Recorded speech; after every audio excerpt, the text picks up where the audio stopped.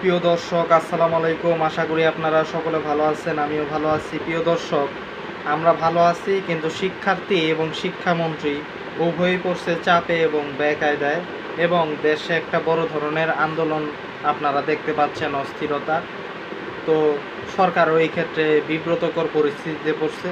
তো এই বিষয়টা শুরু হয়েছে মূলত ওইখান থেকে, যে শিক্ষামন্ত্রী মূলত ওই যে আপনারা দেখলেন যে বন্যা হইল, বিভিন্ন জায়গায় বৃষ্টি হইল, তো তখন পরীক্ষা বন্ধ না কইরা তিনি পরীক্ষা নিলেন হাঁটু সমান পানির ভিতরে।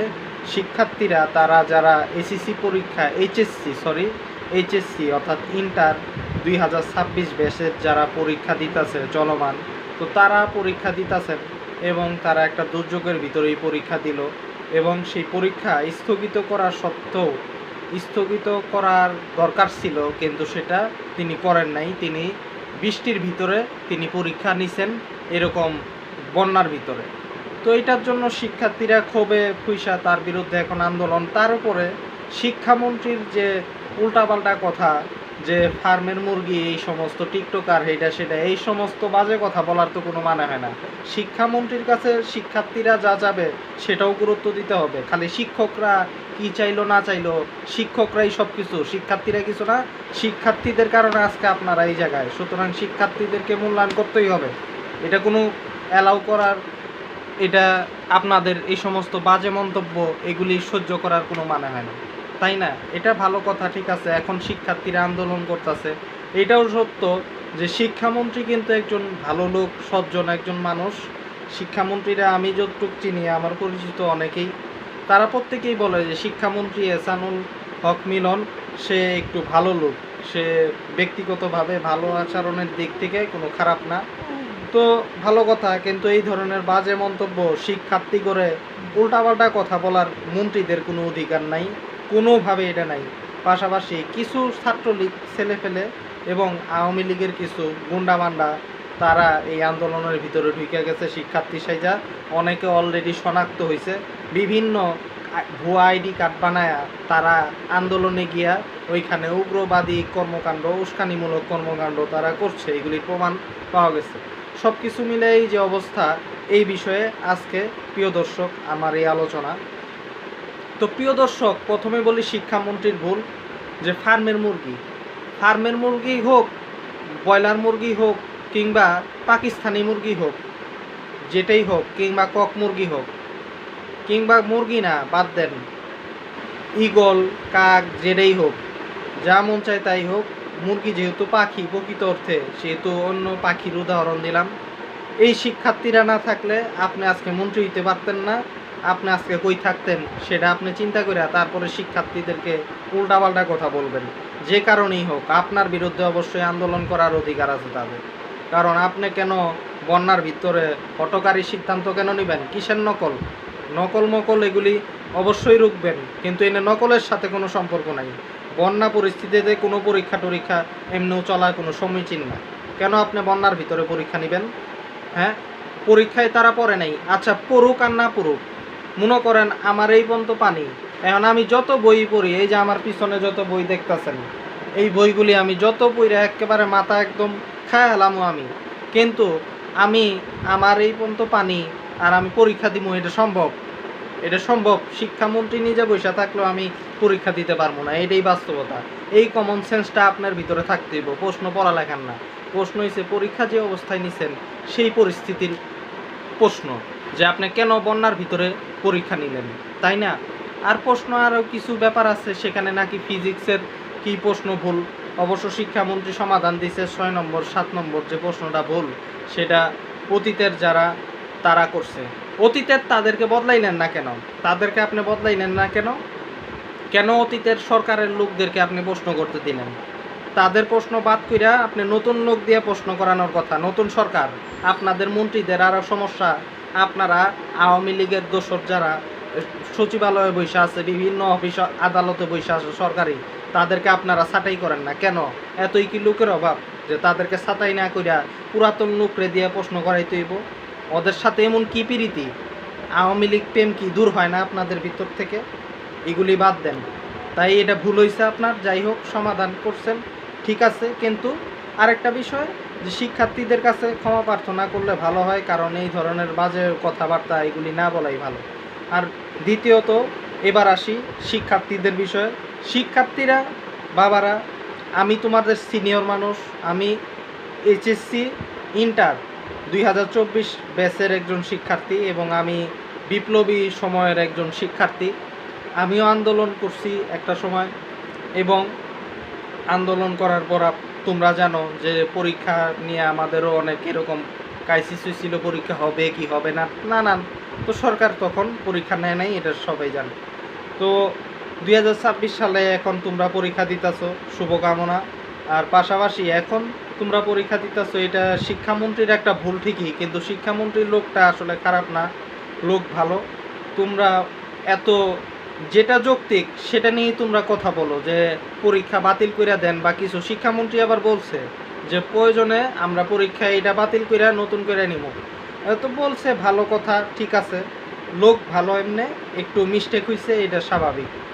তো তোমরা এটা যৌক্তিক দাবি, শান্তিপূর্ণ জায়গা থেকে তোমরা তোমাদের দাবিগুলি জানাও, ঠিক আছে, কিন্তু কোনো উস্কানিমূলক কর্মকাণ্ড কাউকে করতে দিবা না। অনেক ভুয়া শিক্ষার্থী ঢুইকা তোমাদের আন্দোলনে তোমাদের ক্ষতি করতেছে, এইগুলি করতে দিবা না তোমরা। ছাত্রলীগের ছেলেপেলেদের বিরুদ্ধে কিন্তু আমরা আন্দোলন করছি, ওরা কি ভালো? ওরা ভালো না। শিক্ষামন্ত্রী হাজার খারাপ, কিন্তু ছাত্রলীগের যে ছেলেপেলেরা আমাদের বিরুদ্ধে গুলি করছে, আমাদের বিরুদ্ধে তারা দাঁড়াইছিল জুলাই আন্দোলনে, তারা যাতে অনুপ্রবেশকারী হিসেবে যাতে তারা সুযোগ না পায়, কোনো ধরনের কোনো কুচক্রী মহল এখানে সরকারের বিরুদ্ধে অন্য কোনো রাজনৈতিক ফায়দা হাসিল করার কোনো চেষ্টা যাতে না করতে পারে, শিক্ষার্থীদের এই বিষয়টা মাথায় রাখতে হবে, শান্তিপূর্ণ পরিস্থিতি বজায় রাখতে হবে।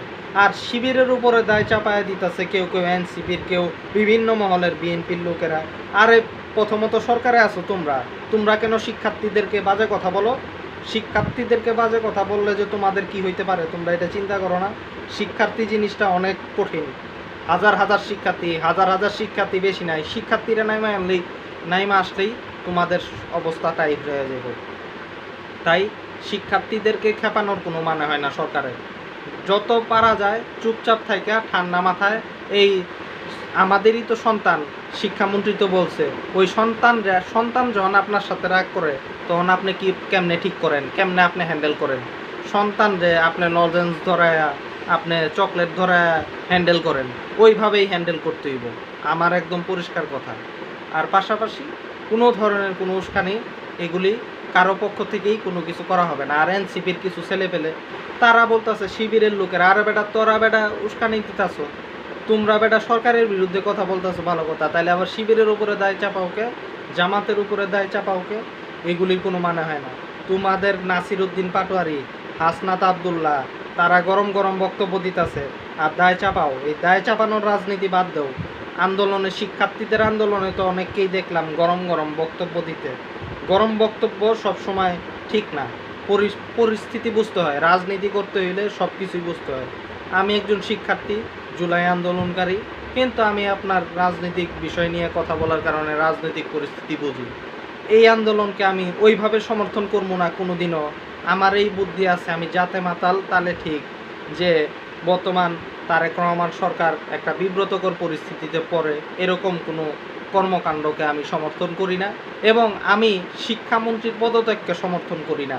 বরং আমি বলি শিক্ষামন্ত্রী ক্ষমা প্রার্থনা করুক, তিনি যা বলছেন সেটা তিনি বাস্তবায়ন করুক, যে পুনরায় পরীক্ষা নেওয়া।